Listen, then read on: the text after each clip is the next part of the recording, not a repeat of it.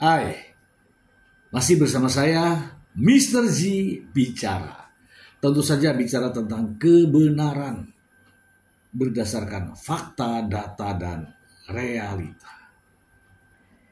Ya masih ya dari gugatan cerai yang paling heboh dan sampai saat ini masih diperbincangkan di berbagai media, baik media sosial maupun media mainstream ya teman-teman ya, yaitu gugatan cerai Mbak Im Wong kepada Paula Verhoeven di Pengadilan Agama Jakarta Selatan. Perlu kita ketahui bahwa gugatan cerai Mbak Im Wong ini adalah gugatan cerai yang terheboh di tahun 2024 ini. Dan mungkin saja yang terheboh di antara para artis yang menggugat cerai pasangannya dan yang sudah bercerai dengan pasangannya. Banyak sekali artis. Namun inilah proses yang paling heboh. Teman-teman mungkin ingat ya, proses perceraian ya diawali tentu saja dengan adanya permohonan penggugat. Ya, seperti diketahui Mbak Im Wong pada tanggal 7 Oktober melalui e-court ya, melalui elektronik sudah mendaftarkan gugatan cerai. Kemudian tanggal 8 Oktober gugatannya diterima dan tercatat di Pengadilan Agama Jakarta Selatan. Jadi terkait dengan proses perceraian, saya ingin mengabarkan atau menyampaikan informasi ini ya. Pertama adalah adanya permohonan gugatan cerai, kemudian adanya pendaftaran. Kemudian setelah didaftarkan, proses berikutnya adalah mediasi. Ini sudah dijalankan ya untuk Mbak Im Wong dan Paula Verhoeven ya. Sudah dilakukan mediasi, namun mediasi gagal atau tidak menemukan titik temu. Kemudian selanjutnya yang keempat yaitu pada penyelesaian pokok perkara. Antara lain adanya pembacaan gugatan oleh penggugat, dalam hal ini Mbak Im Wong. Ya, ada pembacaan gugatan. Kemudian setelah pembacaan gugatan ada jawaban dari tergugat. Nah, dalam hal ini Paula Verhoeven. Kemudian ada replik, ya, ada replik dari penggugat, ya, ada replik dari penggugat. Kemudian ada duplik, nah, ada duplik dari tergugat. Nah, saat ini nih, setelah terjadi replik dan duplik, ya kalau nggak salah melalui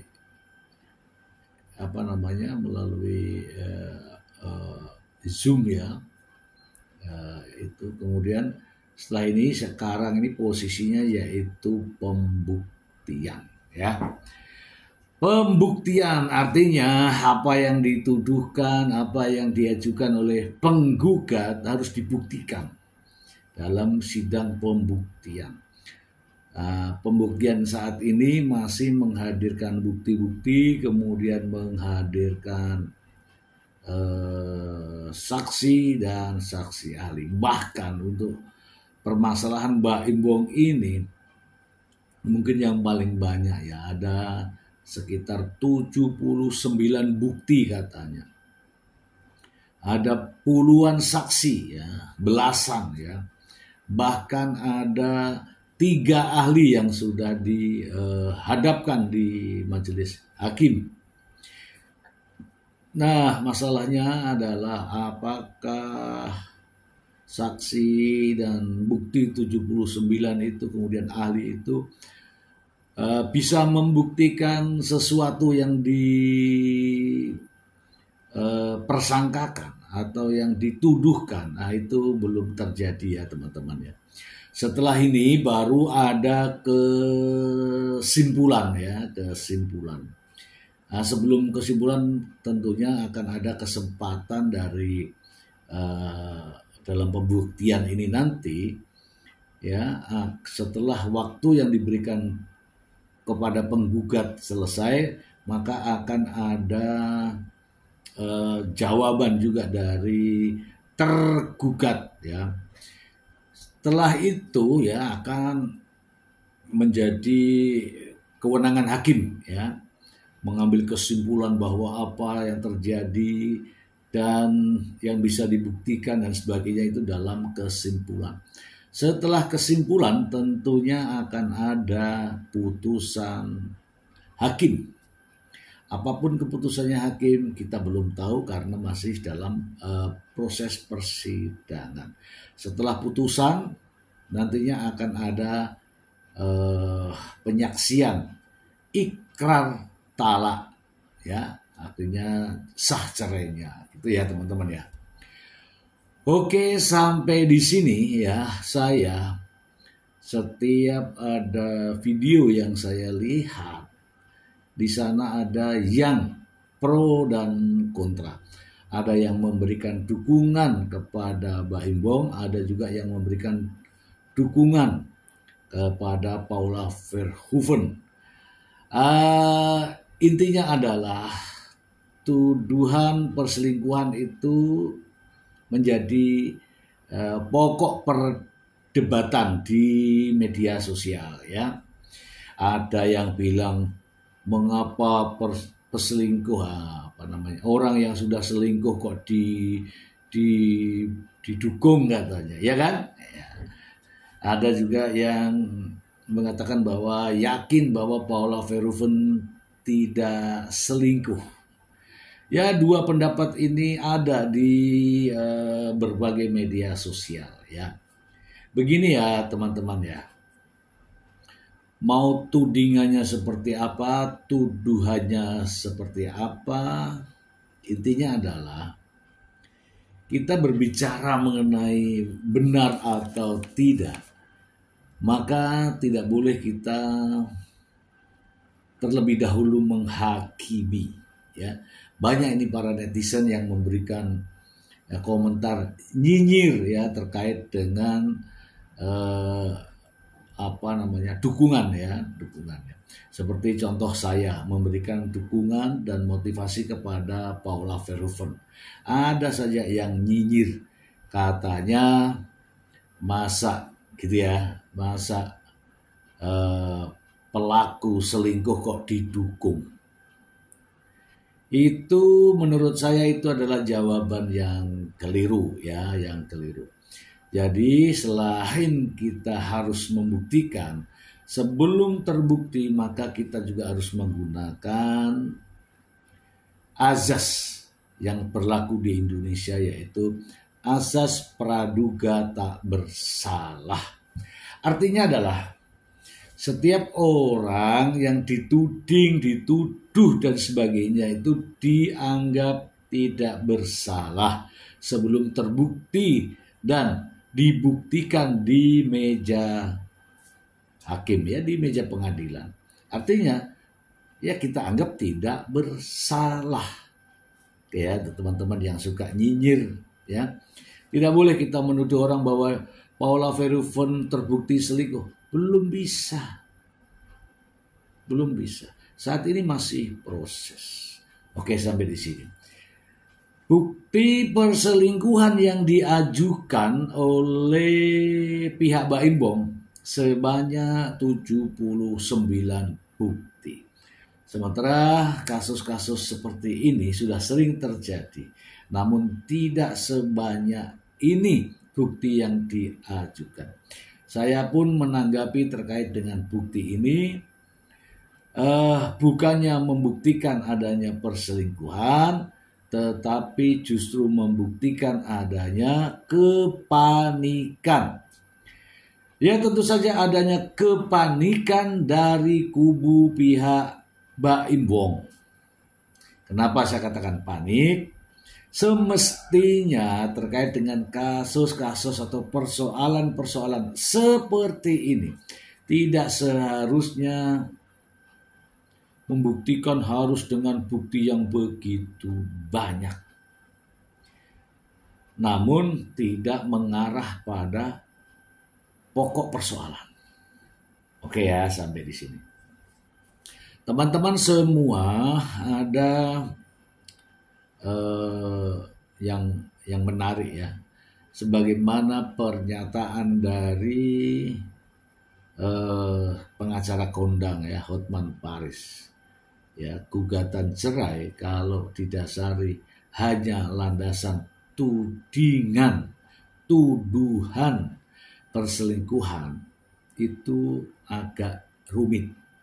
Tapi kalau adanya percekcokan atau perselisihan rumah tangga yang berlarut-larut, adanya ketidakharmonisan rumah tangga yang berlarut-larut, itu lebih mudah.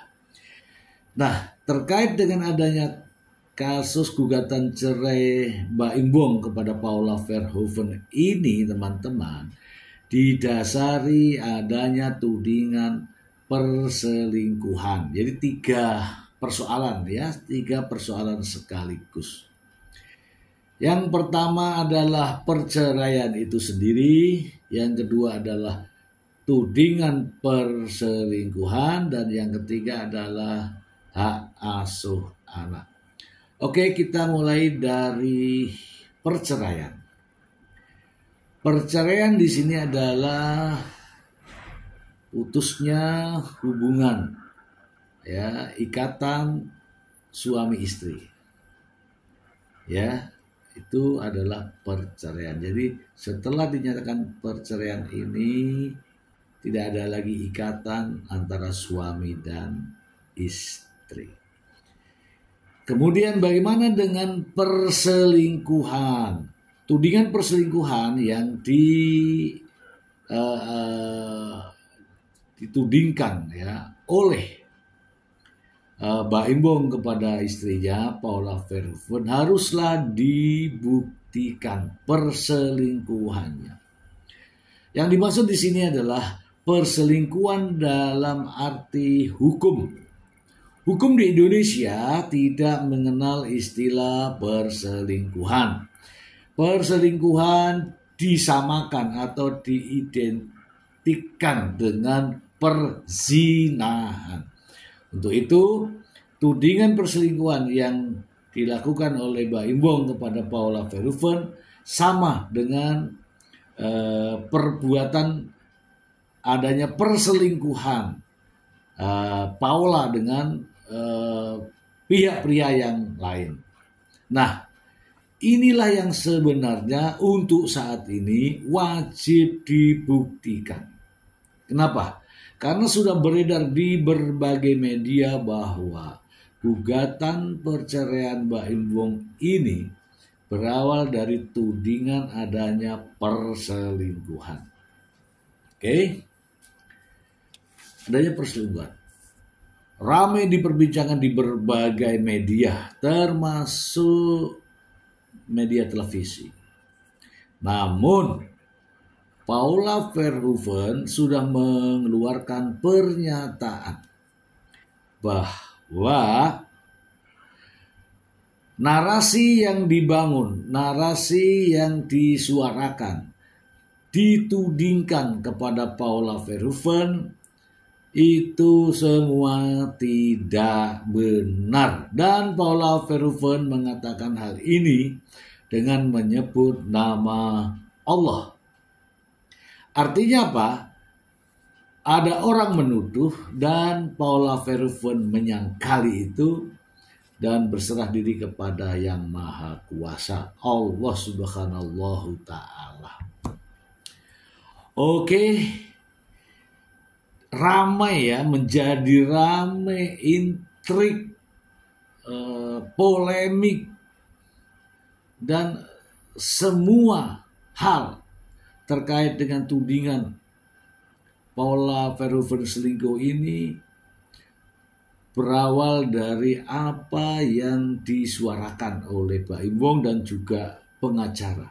ada beberapa kalimat yang memojokkan, yang merendahkan, yang menjatuhkan nama Paula Verhoeven. Walaupun sejatinya perselingkuhan ini belum bisa dibuktikan. Namun sudah ada kalimat-kalimat yang keluar dari mulut Mbak Im Wong dan juga dari sang pengacara. Sebut saja istilah pagar makan tanaman. Siapa yang mengeluarkan? Yang artinya adalah terjadi orang ketiga ya. Nih. Kalau Mbak Im Wong mengatakan dia dikhianati, kalau sang pengacara mengatakan pagar makan tanaman. Dalam perjalanannya waktu, sang pengacara juga selalu mengatakan bahwa ada saksi fakta. Sebagaimana disuarakan oleh sang pengacara di Pengadilan Agama Jakarta Selatan ketika kedatangan teman dekat Mbak Im Wong yang menjadi saksi, yaitu Tengku Yaki. Tengku Yaki dikatakan sebagai saksi gembok. Tentunya saksi gembok adalah saksi di atas daripada saksi kunci. Alih-alih akan menceritakan begitu banyak yang menurut pengacara Mbak Im Wong, Tengku Yaki itu begitu banyak tahu tentang persoalan Mbak Im Wong dan Paula Verhoeven. Nyatanya hanya masuk di ruang sidang selama 15 menit dari awal sidang, ketok palu, kemudian pertanyaan, dan disuruh keluar. Artinya hanya ada 2 pertanyaan. Saksi gembok yang cukup menggembokkan. Ini Tengku Yaki. Ya, artinya tidak mutlak dibutuhkan oleh hakim. Oke. Ada saksi gembok. Setelah itu terakhir ini ya teman-teman ya, ada istilah saksi hot, saksi yang melihat kejadian hot. Tentu saja yang dituding adalah Paula Verhoeven melakukan hubungan hot, sementara perbuatannya belum tentu benar. Namun sang pengacara mengatakan bahwa saksi melihat adanya kejadian hot, ya gitu ya. Kemudian sang pengacara juga mengatakan sesuatu yang menjadi gempar di media, yaitu sesuatu perbuatan, sesuatu peristiwa, sesuatu. Itu disampaikan di berbagai media. Ada juga kalimat perbuatan yang luar biasa, kejadian yang luar biasa, sesuatu yang luar biasa. Ini dimaknai bahwa sepertinya sudah heboh terjadi di mana-mana. Sesuatu yang luar biasa ini disampaikan di berbagai media bahwa terjadi perselingkuhan, sesuatu yang luar biasa, kejadian yang luar biasa, peristiwa yang luar biasa. Itu kata dari pengacara Mbak Im Wong, Fahmi Bahmid. Ditambah lagi kalimat yang sangat mengagetkan dan tidak boleh terkaget-kaget, yaitu adanya pertemuan di satu tempat yang eksklusif. Ya, dari hari ke hari selalu menambah perbendaharaan kata dengan kalimat-kalimat yang sangat menghebohkan. Ya. Setelah itu ada juga ini hukum agama, ini hukum Islam, ini dan seterusnya. kemudian mengatakan bahwa adanya sesuatu pertemuan yang bukan muhrim. Ini juga diucapkan oleh sang pengacara. Selanjutnya dalam pernyataan-pernyataannya selalu sang pengacara mengatakan hukum Islam. Ketika berkaitan dengan pengambilan data atau informasi atau gambar atau video dari handphone Paula Verhoeven, ya kan? Dia mengatakan bahwa tidak perlu adanya persoalan legal akses. Kenapa? Karena dia kan suami istri. Dia kan istrinya. Dia kan masih ada hubungan suami istri. Kalau berkaitan dengan legal akses, dia mengatakan sebagai suami istri. Tetapi dalam perlakuan dengan menghadirkan 79 bukti, dengan mengatakan bahwa terjadi sesuatu, dengan mengatakan bahwa terjadi sesuatu peristiwa yang luar biasa di tempat yang eksklusif, dia tidak sedang mengatakan dia kan menjadi masih sebagai suami istri. Tidak ada. Sebenarnya Paula Verhoeven itu istrinya Mbak Ibong bukan. Ketika dipertanyakan terkait dengan legal akses, disebutlah adanya hubungan masih suami istri. Tetapi berkaitan dengan bukti-bukti yang dibawa itu berbeda maknanya. Tidak mengatakan bahwa ini suami istri, tidak. Justru nampak sebagai musuh bebuyutan yang harus segera dijatuhkan, yang harus segera diruntuhkan. Seolah-olah musuh bebuyutan. Padahal faktanya dia benar suami istri, mantan suami atau mantan istri gitu. Perlakuannya ya tetap yang namanya istri ya perlakuannya baik. Tidak perlu diheboh-hebohkan dengan 79 bukti terjadi sesuatu yang luar biasa di tempat eksklusif. Kalau yang itu namanya permusuhan. Oke. Mbak Ibong mengatakan dalam beberapa kali pernyataannya mengatakan bahwa akan menyelesaikan persoalan ini dengan baik-baik, dengan cara yang baik-baik, berharap yang baik-baik, doakan Paula yang baik-baik, doakan kami yang terbaik. Itu kata Mbak Ibong.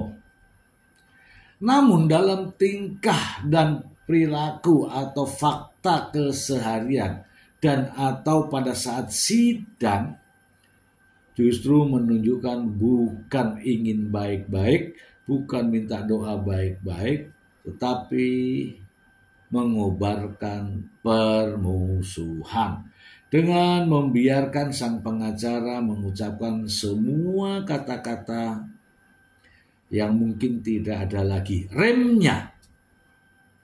Itu ya, adalah adegan hot lah, ada kejadian yang luar biasa lah, ada sesuatu peristiwa lah, ada berduaan di tempat eksklusif lah, dan bahkan mengatakan bagaimana ada yang bertemu sementara bukan muhrimnya. Tetapi terhadap Mbak Ibong, pengacara tidak mengatakan itu. Sementara Mbak Ibong juga melakukan itu lebih dari yang dilakukan oleh Paula Verhoeven. Begitu banyak ya perdebatan, intrik dari perjalanan kasus ini ya. perjalanan gugatan cerai dari Mbak Imbong dan Paula Verhoeven ini. Setidak-tidaknya saya mencatat ya teman-teman tiga kalimat ya. Yang pertama adalah perceraian, yang kedua adalah perselingkuhan, dan yang ketiga adalah hak asuh anak. Mengenai perceraian, saya yakin Paula Verhoeven tidak ingin kembali kepada Mbak Imbong. Saya yakin dan hakim akan memberikan putusan bahwa mereka adalah bercerai. Terkait dengan perselingkuhan, kalau bahasa yang dipakai kalimat perselingkuhan adalah hubungan seksual antara laki-laki dan perempuan yang bukan istrinya, maka kewajiban Mbak Imbong adalah membuktikannya. Terkait dengan pernyataan Paula Verhoeven yang menyatakan bahwa itu semua tidak benar, saya meyakini pernyataannya Paula Verhoeven. Dan Mbak Imbong tidak akan bisa membuktikan adanya terjadi perselingkuhan dalam arti harfiah, dalam arti yang sesungguhnya.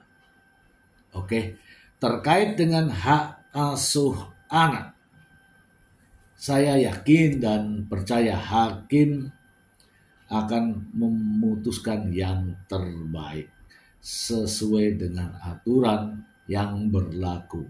Dalam persoalan gugatan cerai, hakim menggunakan pedoman, yaitu dengan kompilasi hukum Islam.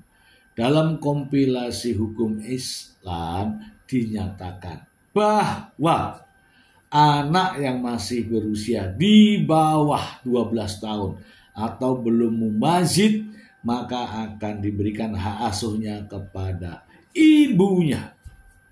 Apalagi anak dari Mbak Imbong dan Paula Verhoeven saat ini masih berusia di bawah 5 tahun. Dipastikan hak asuh anak akan jatuh kepada ibunya. Ya, karena Mbak Imbong tidak mampu membuktikan adanya perselingkuhan. Perselingkuhan ini digulirkan untuk menangkal, untuk mencegah hak asuh anak jatuh kepada Paula Verhoeven. Dengan segala cara hak asuh anak yang dituntut oleh Mbak Imbong tidak jatuh kepada Paula Verhoeven. Namun hakim nantinya akan tetap berpedoman pada kompilasi hukum Islam terkait dengan pembuktian adanya perselingkuhan tidak bisa dibuktikan, dan pada akhirnya hak asuh anak tetap akan jatuh kepada ibunya. Jadi bagaimana dengan Mbak Imbong? Perjuangan Mbak Imbong memang sangat luar biasa, mengeluarkan biaya yang cukup besar terkait dengan pendampingan hukum, kemudian pengacara dan sebagainya. Ini membutuhkan biaya yang besar. Tetapi hasilnya tetap pada keyakinan hakim. Dan keyakinan hakim, saya sudah sampaikan tadi, independen, akan memutuskan hal ini jatuh kepada Paula Verhoeven terkait dengan hak asuh anak. Masih ada peluang Mbak Imbong menang. Menangnya ini hanya di persoalan harta gono gini. Ya, karena gugatan cerai dikabulkan, perselingkuhan tidak dapat dibuktikan, hak asuh anak jatuh kepada Paula Verhoeven. Karena harta gono gini ini belum diajukan, maka saya anggap Mbak Imbong menang hanya terkait harta gono gini. Ya, itulah ya refleksi akhir pekan ini sebagai gambaran perjalanan gugatan cerai terheboh, artis terheboh, yaitu gugatan cerai Baim Bong dan Paula Verhoeven. Baim Bong dan timnya sangat agresif menekan ya dengan membuat narasi yang sedemikian rupa. Bahasanya adalah Paula Verhoeven sudah betul-betul diserang secara masif, habis, dan dipermalukan. Namun terlalu hebat wanita ini ketika saat ini dia hanya diam, namun dalam persidangan nanti dia akan menunjukkan karakter aslinya, yaitu akan menunjukkan bahwa apa yang dikatakan suaminya atau mantan suaminya itu tidak benar. Ya, sudah disampaikan bahwa perbuatan yang dituduhkan terhadapnya itu semua tidak benar. Namun Paula Verhoeven masih sangat menghormati mantan suaminya, masih sangat menghargai mantan suaminya. Walaupun sebaliknya mantan suaminya benar-benar merendahkan dan menjatuhkan dirinya. Kita lihat gugatan cerai ini dihadapkan kepada hakim 79 bukti. Disinilah kita ukur bahwa Baim Bong tidak lagi empati terhadap istrinya. Baim Bong tidak memiliki lagi rasa simpati terhadap istrinya. Baim Bong tidak melindungi lagi privasi istrinya. Baim Bong tidak lagi menghargai, menghormati istrinya. Namun sebaliknya, Paula Verhoeven tetap menghormati Baim Bong. Semoga berkenan. Terima kasih. Bye.